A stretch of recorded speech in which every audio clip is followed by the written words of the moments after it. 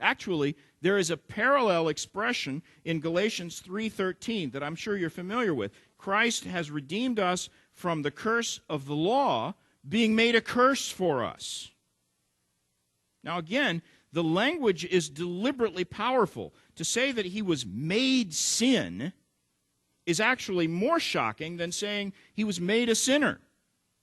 It means that God treated him as if he were the very embodiment of everything vile and contemptible and base and evil.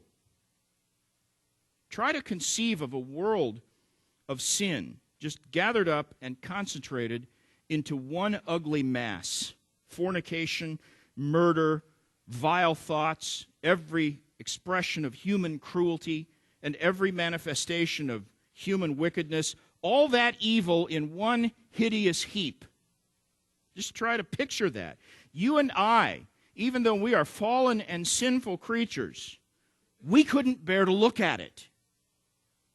How much less could a pure and holy God stand to see it? And yet, God the Father treated his own Son as if he, Christ, represented that mass of sin.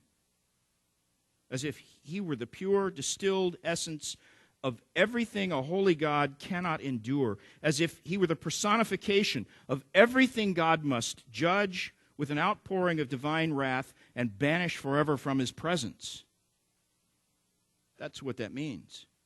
And Christ drank that cup of wrath, as our text says, for us. That's what this expression means.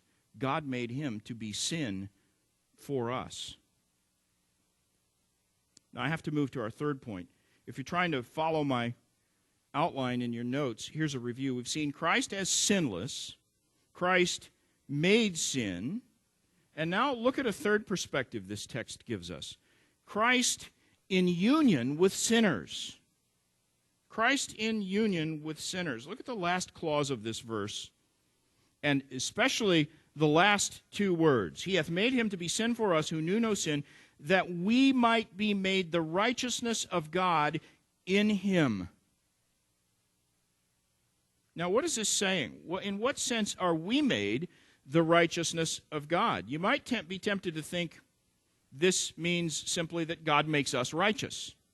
After all, according to Romans 8:29, he did predestinate us to be conformed to the image of his Son. God is making us righteous. But this verse isn't talking about that at all. Look at the parallelism. God made Christ to be sin. He makes us to be righteousness. Similar expressions saying similar things. God made Christ to be sin. How did he do that? By making him sinful? No, we already saw why that cannot be what this means.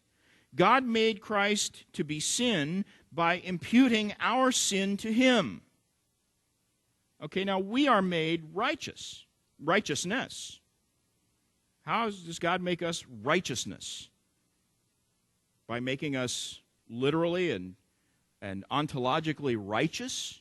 No, but by imputing the righteousness of Christ to us. He takes Christ's righteousness and puts it to our account.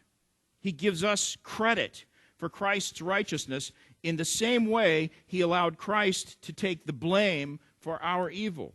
And the context makes this clear. Notice, it's not our own righteousness. It's the righteousness of God. It's an imputed righteousness. This verse is describing a straightforward exchange. Just as sin was reckoned to the account of Christ and he was punished for it, so righteousness is reckoned to our account. And we are rewarded for it. We stand before God clothed in a perfect righteousness, so that in the estimation of the heavenly judge, it is as if we were the embodiment of righteousness itself. Isn't that an amazing thought? Where does this righteousness come from? Is this just an ethereal righteousness that floats around in the universe and God takes it and imputes it to us? No, it's the righteousness of Christ. Look at the text. That we might be made the righteousness of God in him. In him. In union with him. Again, this describes the exchange of our sin for his righteousness. And the basis of that exchange is our spiritual union with Christ. Paul speaks of that union at length right here in 1 Corinthians 5. In verse 17, he uses the expression, in Christ. If any man be in Christ, he's a new creature. Old things are passed away. Behold, all things are become new. And here he's saying, in our text he's saying, that our union with Christ is the basis for our standing with God.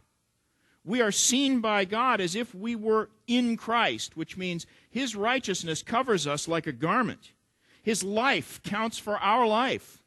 And the merit of his obedience accrues to us. That lifetime of good works and obedience to the law that he rendered, that counts for us. Just as my sin was imputed to him so that he could pay the full price of it for me, in exactly that same way, his perfect life counts as mine by imputation. That great exchange is the very essence of the doctrine of justification.